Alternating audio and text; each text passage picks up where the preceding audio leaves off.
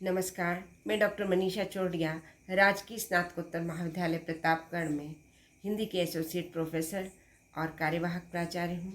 आज हम प्रसाद द्वारा रचित आकाशदीप कहानी की समीक्षा कहानी के तत्वों के आधार पर पढ़ेंगे।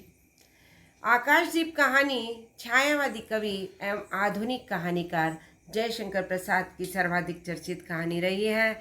इसमें कहानीकार ने बड़ी ही सजगता के साथ इतिहास और कल्पना का सुंदर सामंजस्य बिठाया है। प्रेम और कर्तव्य के अंतर्द्वंद को लेकर लिखी गई यह कहानी कर्तव्य भावना का समर्थन करती है। साहित्य समीक्षकों द्वारा कहानी कला के निर्धारित तत्वों यथा कथानक, पात्र एवं उनका चरित्र चित्रण, देश काल और वातावरण, कथोपकथन, उद्देश्य एवं भाषा शैली के आधार पर आकाशदीप कहानी की समीक्षा इस प्रकार से की जा सकती है। आकाशदीप कहानी का सार। कथानक। आकाशदीप कहानी का कथानक निरंतर गतिशील बना रहता है। पाठक के मन में रह रहकर जिज्ञासा एवं कौतूहल की भावना पनपती रहती है। बंदी वार्तालाप के साथ प्रारंभ हुआ कहानी का कथानक मुक्त होने पर चंपा और चलदस्यु बुद्धगुप्त के प्रेमालाप में बदल जाता है। पहले तो चंपा के मन में उसके प्रति घृणा रहती है, क्योंकि वो बुद्धगुप्त को अपने पिता का हत्यारा मानती है। परंतु बुद्धगुप्त द्वारा मणिभद्र का षड्यंत्र विफल किए जाने की बात सुनकर उसके भीतर बुद्धगुप्त के प्रति घृणा के साथ साथ प्रेम की भावना उत्पन्न हो जाती है। यहाँ भी उसका विवेक और चातुर्य दोनों के संबंधों को मधुर बनाने में सहायक होता है।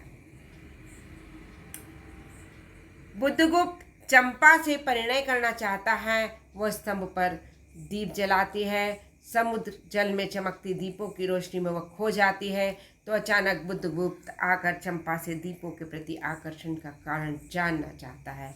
तो वह बताती है कि ये दीपक किसी के आगमन की आशा लिए रहते हैं। जब मेरे पिता भी समुद्र में जाया करते थे तो नित्य शाम को मेरी माँ भी दीप जलाकर टांगा करती थी। द्वीप के निवासियों के सम्मुख चंपा और बुद्धगुप्त का विवाह हो जाता है। बुद्धगुप्त चंपा से भारत लौटने को कहता है तो वह कह देती है कि तुम वहाँ जाकर सुख भोगो, मैं तो इन्हीं द्वीपवासियों की सेवा में अपना जीवन लगाना चाहती हूँ। चंपा कर्तव्य के सामने प्रेम का बलिदान कर देती है। इस तरह आकाशदीप कहानी की कथा वस्तु काल्पनिकता का सहारा लिए हुए है, फिर भी उसमें जिस प्रकार हृदय परिवर्तन दिखाया गया है वह निश्चित ही सफल कहानी की ओर संकेत करता है। पात्र एवं उनका चरित्र चित्रण। कहानी को सफलता असफलता की कसौटी पर परखते समय उसके पात्र एवं पात्रों के चरित्र की महत्वपूर्ण भूमिका रहती है। प्रसाद जी की कहानी आकाशदीप में स्पष्ट रूप से दो ही पात्र सामने आते हैं, जलदस्यु बुद्धगुप्त और दूसरी चंपा। सारा घटनाचक्र इन्हीं दो पात्रों के आसपास घूमता रहता है। इनके अलावा चंपा बुद्धगुप्त की बातचीत में मणिभद्र का नाम भी आता है। यद्यपि वह स्वयं उपस्थित नहीं होता, लेकिन दोनों मुख्य पात्रों द्वारा उसके चरित्र का बखान किया जाता है। बड़ी ही सहजता के साथ नाटकीयता दिखाते हुए कहानीकार ने जलदस्यु बुद्धगुप्त के हृदय परिवर्तन को उसके चरित्र का महान गुण सिद्ध किया है, जो चंपा के प्रेम में उलझकर अपनी स्वाभाविक वृत्ति का तो त्याग कर ही देता है, साथ ही चंपा द्वारा घृणा का व्यवहार किए जाने पर भी चंपा के सामने प्यार से पेश आता है। चंपा का चरित्र भी प्रेम, साहस एवं त्याग से भरा हुआ है। वह संकल्प की पक्की है। सेवा भाव और कर्तव्य भाव के सम्मुख बुद्धगुप्त ने अपने प्रेम को त्याग देती है। मणिभद्र का खिलौना चरित्र चंपा की आंखें खोल देता है और उसके हृदय में बुद्धगुप्त के प्रति घृणा भी कम हो जाती है। वह मान लेती है कि उसके पिता का हत्यारा बुद्धगुप्त नहीं, मणिभद्र ही है। इस प्रकार कथानक को गतिशील एवं विकसित करने में इन पात्रों और उनके आचरण व्यवहार की अहम भूमिका रही है। कहीं भी पात्रों के आचरण में असहजता नहीं लगती। कथोपकथन या संवाद। कथोपकथन या संवाद कहानी को गतिशील एवं विकसित करने में प्रमुख भूमिका निभाते हैं।